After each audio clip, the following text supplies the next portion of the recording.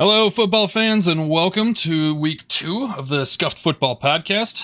This is Noah, I'm Ted, and we're here to cover previous week, talk about stories, scores, fantasy, gambling, the whole 9 yards from week 1, give you a preview into week 2.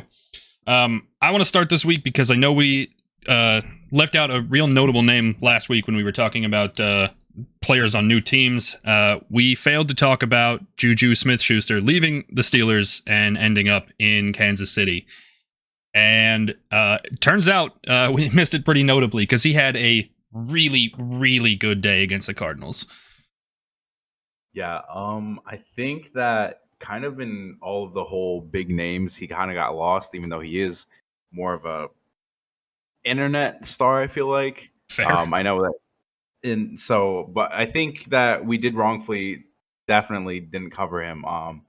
The Chiefs looked in general, though, they're scary right now. You know, I mentioned it a little last week that I was worried about what their offense was going to look like without that deep threat. But man, Mahomes just had so many different targets. They opened up the field. It felt like it was twice as wide. He didn't struggle all day long. Just kept putting points on the board over and over and over again.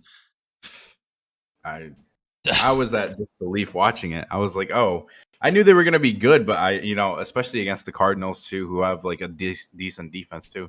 So I was very surprised, but pleasantly. So I'm happy that they were looking scary. So I think we're going to be slated for a Chiefs-Bills game again. Yeah, that'll be fun. I'll be looking forward to that if it happens, especially the way that both of them played this week. I mean, Buffalo just, despite the turnovers, I mean, they look kind of washed in the first half. But I mean, I guess you can expect that in week 1. And, then second half came and they really turned it on, especially on offense. But their defense was really solid. Watching them go up against the Chiefs the way they played offense this week, that'd be a ridiculously good game. I'd be all in for that. Already looking forward to championship weekend. Yeah, right? But, we did see some other things happen from that game that I want to talk about. The most notably Kyler's contract. There was that whole big stink in the offseason about that clause where he had to study the playbook and all that talk about him playing Call of Duty too much and all that. But their whole offense looked kind of rusty from play calling to execution. I mean, I'm wondering how that shaking up this summer really affected Kyler's game this week. I mean, for as good as the Chiefs looked, the Cardinals did look flat compared to the beginnings of earlier seasons. Yeah, I think I feel like that whole stalemate of not finding a contract actually hurt Kyler a little bit. Like I feel like almost his team, the way they were, right? Everyone was rusty. It was almost like they didn't want to fight. I don't want to like go too far, but like they didn't want to be there that week. And I think that the whole I'm not going to play if you guys don't give me contract kind of thing kind of like messed Kyler and the team chemistry up. I think that they weren't seeing it as like Kyler just wants to get paid. It was kind of like Kyler doesn't want to play here. Yeah, I definitely got that impression. And it's weird because like I don't think coaching helped him either. I mean, I don't know how I feel about Kingsbury as a whole, but their offense just kind of felt boring. They didn't really bring out a whole lot. But I thought even with like Kyler's new contract, as well as like adding new receivers to the mix, like I thought he'd have something to play for and something to show up for. But like I didn't even see Kyler's standard flash. There was nothing to it. Yeah. Oh, good. No, I don't really. Yeah, it was just Kyler, and it wasn't what I expected week 1, and I think that'll be interesting to see how that goes. Yeah, I hope they can pick it up this week. A little bit easier game than the Chiefs again. On the topic of quarterback contracts, after we recorded, we hit the deadline for Lamar Jackson's contract, his verbal agreement for his contract. I was kind of surprised personally, just because like there was a lot of money on the table, and I think the incentives that got reported were really, really reachable for a guy like Lamar Jackson. Although it did feel a little bit insulting to only have half of that contract guaranteed. I guess from a team perspective, I understand it because his play style puts him more at risk of injury, but man, how do you not pay that guy? Well, I think that the extension that they were offering was kind of like, again, it was to keep him there. And I don't think he wants to be there. I think it was very clear when they traded Marquise Brown, because he made it very clear he didn't want him to go. Like, he wanted his top threat receiver. And it was reported a few days after that trade, that he was angry at the organization. So I'm not surprised by the decline at all. I think he wants to be out of there and maybe look for a better home. But I'm not surprised by that by one bit. I don't know. I'm kind of surprised that the Ravens couldn't put it together. I mean, we watched what's his name, Aaron Rodgers get real upset about his contract this offseason, but the Packers found the money to pay him. I'm really surprised that a team that's done as much winning as Lamar Jackson has couldn't put it together, man. Only 133 guaranteed obviously feels low for a guy of that talent, but even to give him more money over a shorter term deal to figure something better out for the long term, I'm just surprised they couldn't get it done. Well, again, I think it didn't come down to money. I think that if you go back to, the people who have shown like an aggressive nature towards their contract, like wanting more money or such, like Aaron Rodgers, like that organization respects him and loves him, that like if he asks for someone to not be there, like it's, I think it's different because Lamar asked for someone to stay and then they still traded him away.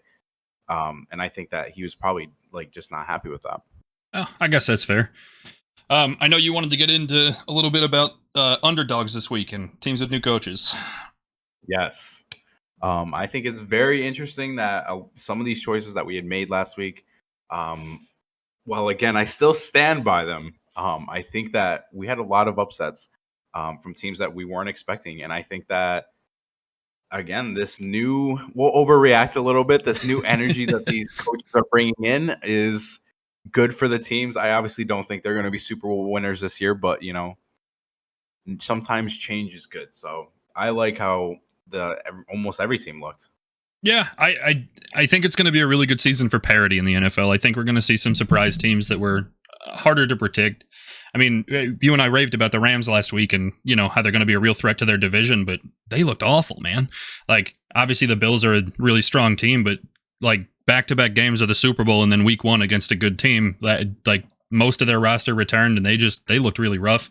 I'm not here to be like, oh, the Rams are going 0-17 kind of overreaction, but like, I mean, if they continue to play that way, I think it's going to be hard to imagine them winning a whole bunch of games again. I thought like teams like the Steelers surprised me. I mean, 5 takeaways against the Bengals is already a big deal, but even being able to win that game is crazy. Yeah. Colts Texans, I thought that was going to be much more lopsided. There was just a whole lot of games that really surprised me. I guess my biggest like overreaction, quote unquote, is how great Justin Fields looked. I mean, that guy was hitting spots all day long in the rain against a team I thought was going to have a good defense.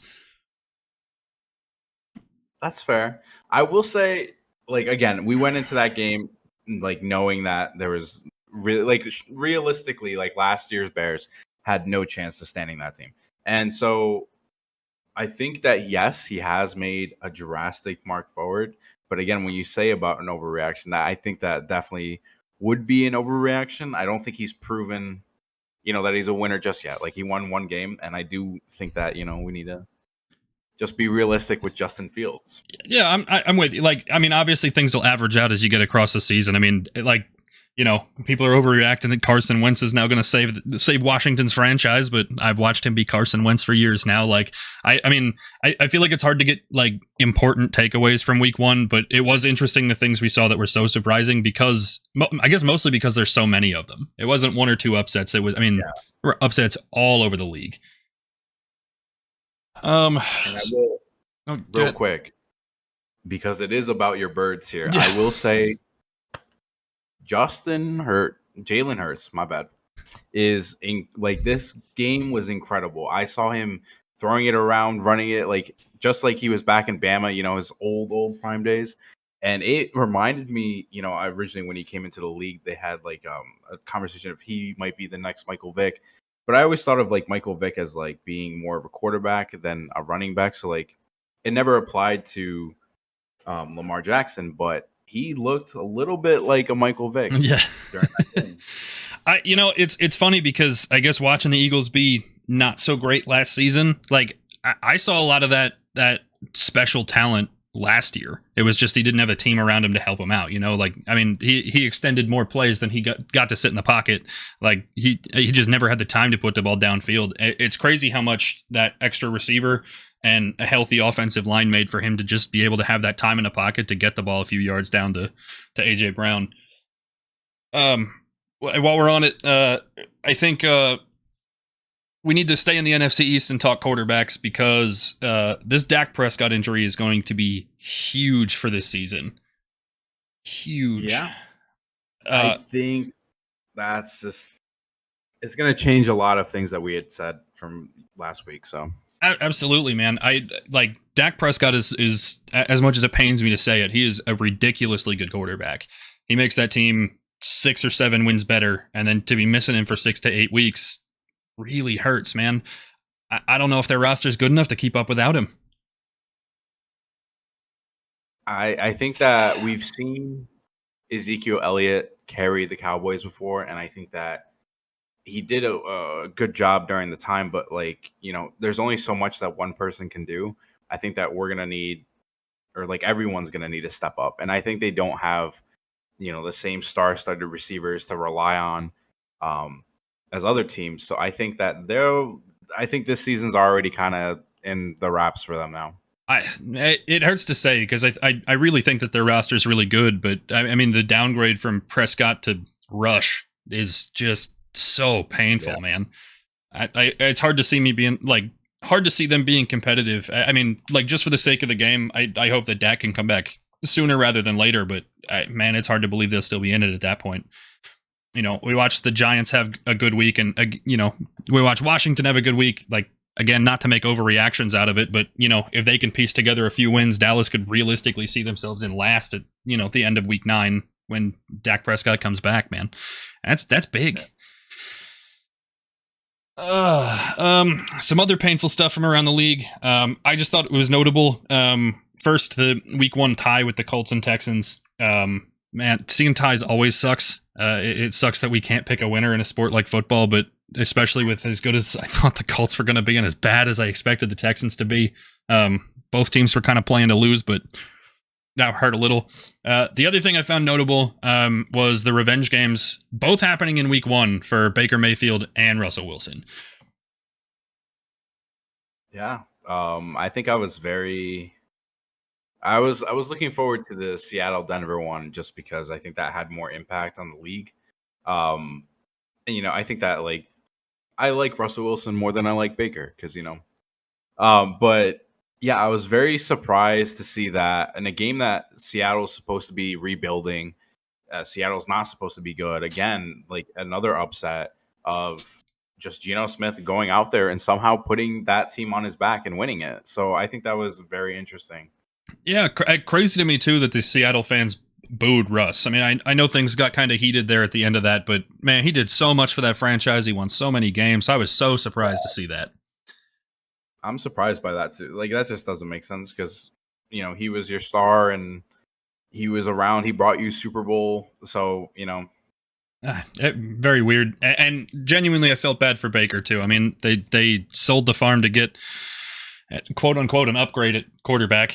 Hard to call it an upgrade when the guy's going to miss 11 games, but and really I thought that Baker playing at home in front of a Carolina crowd with extra motivation to go beat his old team. I mean, obviously his kicker lost that one for him more than once, but still just it sucks to see two guys playing against old teams that couldn't get the job done. Yeah, exactly. On the topic of kickers, man, that was crazy this week. 15 missed kicks in week 1. And lots of very makeable ones too.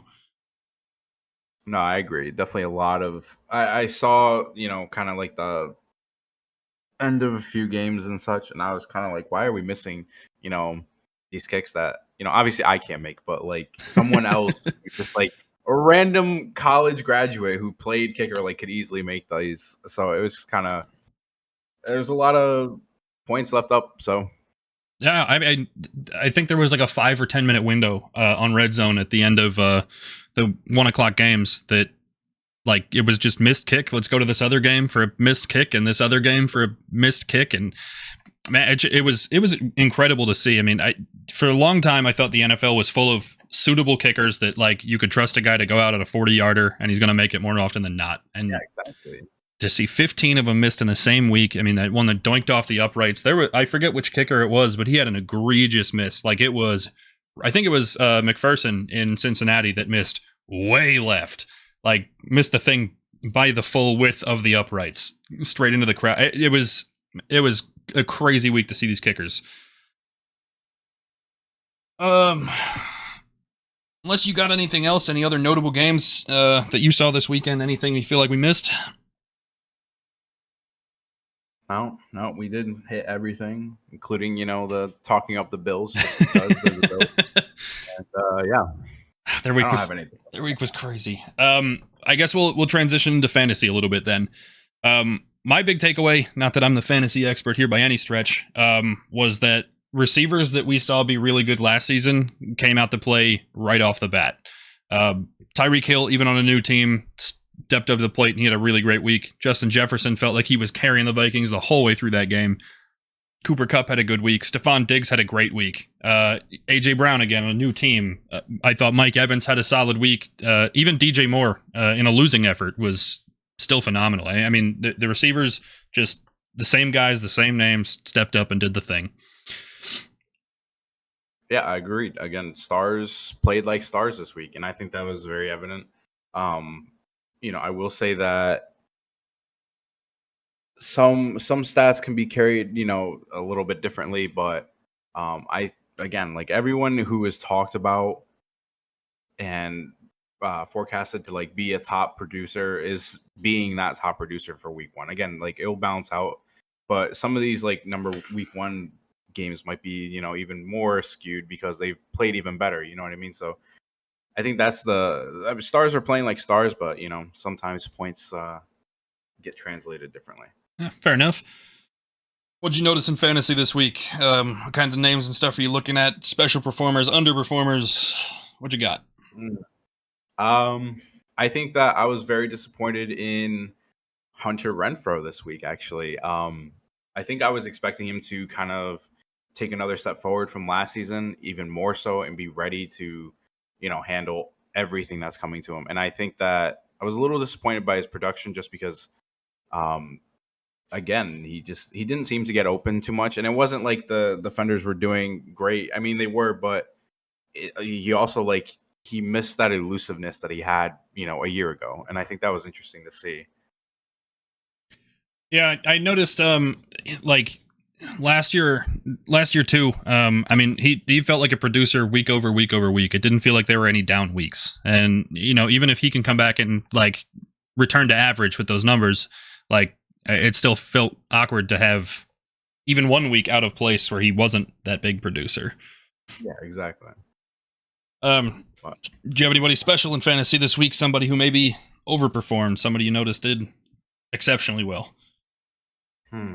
I mean, I gotta go back to Patrick Mahomes. I did not expect him to have 5 TDs, almost 7 that 2 were called back, and to miss only 9 throws. And I think that was incredible. I was not expecting to see that, but especially against Cardinals defense, I almost would have considered benching him this week, and I think every time I ever bet against the Chiefs, it goes wrong for me. So bet with them next time. Yeah, it's okay. Yeah, you have to pick them next time, but that's gonna be their week. While we're on the topic of gambling, listen, if you guys faded us last week, you made a shitload of money. We both had really terrible gambling picks. Both of us each went 4-12. Not the hottest start. I'm gonna chalk it up to all the upsets, and it's week one. Exactly.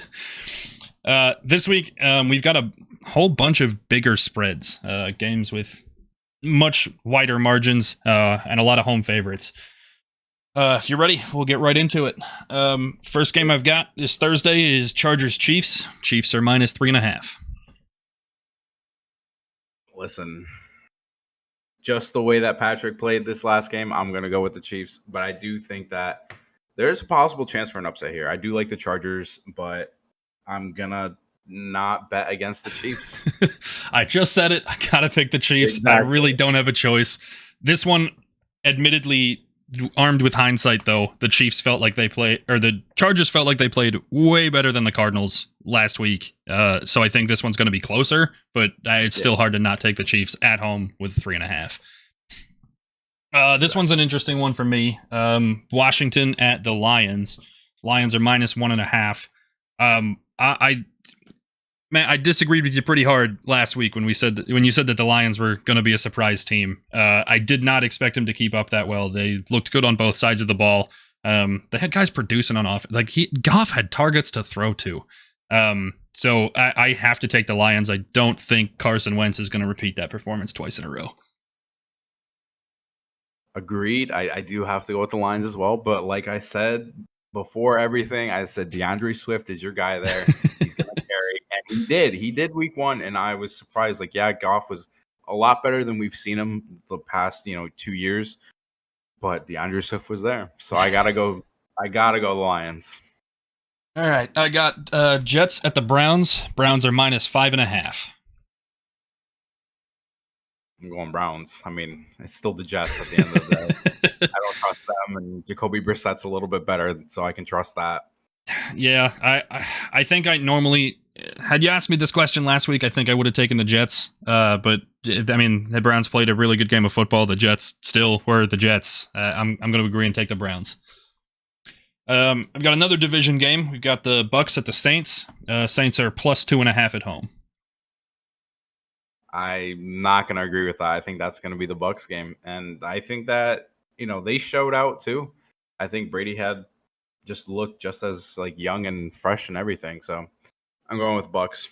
I think I'm going to fade you on this one. I'm going to take the Saints. You're going to give me points at home. I thought Winston had a really good week and he looked pretty solid. I think they're going to stroll into New Orleans and do it again. All right. Listen, I like the dome, so yeah, man. Winston looked like a real quarterback last week. I always thought he was a joke, even when he was at FSU. But he had a really good week. He looked solid until his post-game interview. Kind of sounded like a moron, but so be it. I got Panthers at the Giants. Giants are minus 2.5. I am taking the Giants on this one. I think they performed really well week 1, and I think that they're going to keep to their winning ways for at least 2 weeks. So, the Giants surprised me this week, but it didn't necessarily look like they were playing all that well. It looked like the ball just kind of bounced their way a few times. Hard for me to not take the Panthers, especially if you're going to give them the extra 2.5. I've got Patriots at Steelers. Steelers are plus 1.5 at home. I'm going to have to agree with that. I think it's going to be a close game, and I think the Steelers will, again, show up. So, this one's tough. I really don't know what to do with this one. I guess I'm going to take the Patriots. I don't like it, but I'm going to take the Patriots. This line just feels too good. Tough to say, to be honest, but I'm just going to stick with the Patriots and move on. Listen, that's all right. I've got the Colts at the Jaguars. The Colts are 4.5-point favorites on the road. I would go with that. I think that the Colts will find a way to ignore this past week's and actually win. So, well, I hope the Colts can get it done. I think they're the better team. Matt Ryan looked pedestrian, and I don't think that's going to be super common for him, so I'm going to agree with you and take the Colts. I have Dolphins at the Ravens. Ravens are 3.5-point favorites at home.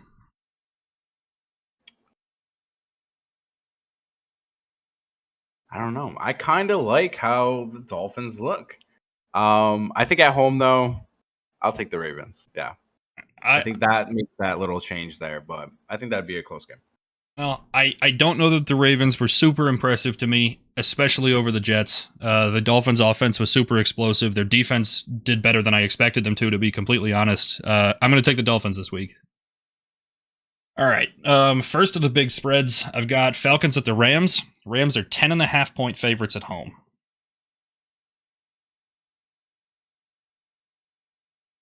That's a huge spread. And I thought the Falcons definitely outperformed that number last week. I think they did. I think that's going to be off. I think we're not giving the Falcons enough credit. So I think that, yes, the Rams still win, but it's not going to cover that. Yeah. I think I'm going to take the Rams at home, despite my better judgment. I think we underappreciated the Falcons and Mariota this week. I think we overappreciated the Rams against the Bills. But this just feels like one of those random football games that they're going to end up winning by 20, and I'm going to regret it if I don't pick the Rams. Yeah, true. I've got Seahawks at the Niners. Niners are 9.5 favorites at home. I will say no to that for right now. I do think that one of the big injuries to come out was the running back out of the Niners. So I think him being out 8 weeks, I think kind of changes that. I think that it's a lot closer than what they're saying that's going to be.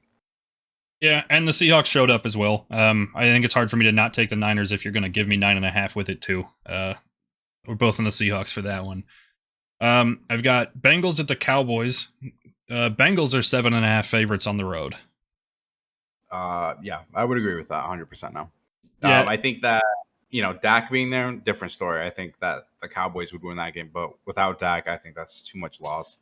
I agree with that. Bengals would probably win this one by a long shot. Yeah, I'm with you. I just don't think the Cowboys have the ability to produce that many points. I do think the Bengals defense has the ability to contain rush. So I'll take the Bengals on the road. I have Texans Broncos. Broncos are 9.5 favorites at home. That's a tough spread for me, man. I like the Texans tied to Colts. The Broncos underperformed against the Seahawks. That feels disrespectful. Yeah, I don't know. I think that this week we'll see a much more settled Russell Wilson. I think we'll see some flashes of his old self. So I think I would take the Broncos on this one because the Texans were still the Texans. Yeah, they were still the Texans. I don't think the Broncos are going to be the same opponents that the Colts were, so I think I'll take the Broncos, but I really don't feel good about it. Not at 9.5. Yeah. We'll go to the Cardinals and the Raiders. Raiders are 5.5 favorites at home. I would take that. Yeah, I definitely think the Raiders can beat the Cardinals. I think we're going to see another step forward for the Raiders, and the Cardinals don't look there. So, yeah, hard to disagree. I mean, I think the Raiders played better than I expected them to, although, I did expect them to play well. Cardinals just kind of underperformed. To get the Raiders at home after that kind of week, I think the Raiders minus 5.5 is a good one. I have Bears Packers. Packers are 9.5 favorites at home. I don't know. This one's actually a little tougher, I feel like. Yeah, I think I'm going to take the Bears. Aaron Rodgers was just super underwhelming. He just looked like he didn't want to be there at all. He got his contract, and that was all he ever needed. Maybe too much ayahuasca this offseason. But like Justin Fields played really well. I think it's hard to pick against him if you're going to give me that much. Yeah, I think that I would also go with the Bears, although as much of a weird choice that is, I think that I will choose that upset. Again, yeah, Packers looked lackluster against the Vikings that shouldn't have been in that game, and the Bears looked like they took a step forward. So we'll see if that was just first week hype or if they're for real. All right, 2 Monday night games this week. The first is the Titans at the Bills. Bills minus 9.5 at home. I don't know about you, but I'm taking the Bills by at least 10. Titans didn't do anything to wow me, and the Bills just looked miles better than anybody else this past week. Yeah, I have to go with the Bills no matter what. Then, yeah, the Titans definitely underperformed. I will say, though, they didn't outperform everyone. I think that the Chiefs looked a little bit scarier than the Bills, so I'm just going to put that to the side. Even though I'm a Bills fan, but Eric didn't say that. All right. The second Monday night game, the last one we've got this week, is Vikings at the Eagles. Eagles are 1.5 favorites at home. I think they're probably going to beat the Vikings by more than one. So, I think Jalen Hurts was incredible, and I think he was showing real flashes. So, I like the Eagles by a long shot. Picking the Eagles games is always the hardest ones of the week for me. I know that the Eagles looked pretty good, but I was watching the game wishing, man, I wish we could look better against the Lions. the Vikings, yeah, that game may have been a flash in the pan, but the Packers defense is in theory pretty good on paper, and the Vikings trounced them. To get the Vikings plus points and knowing that the Eagles lose a whole bunch of dumb games every single year, I think I'm taking the Vikings against my better judgment. Well, we'll see. All right. Same with last week. Lines are provided by FanDuel. Obviously, please gamble responsibly. Don't take anything we say as advice, just our own personal picks. You were a family member, loved one, have gambling issues, please call 1-800-GAMBLER. Like I said, last week, should have faded us. Take all your money to go 12-4 if you faded us on every game. Take that how you will going into this week, but that'll be our picks. Sometime soon I'll get these posted to Twitter so that they're easier to see instead of just listening to them. And then once a podcast gets uploaded, obviously you can, rewatch it and see how we did. We'll keep up with that through the season. I think that wraps it up for everything with my notes. Unless you got anything else, I think that sums it up. Good. All right, man. Well, thanks for checking in to this one. We'll catch you next week, again on Tuesday, to follow up from week 2, and hope you enjoy football games this week. See ya.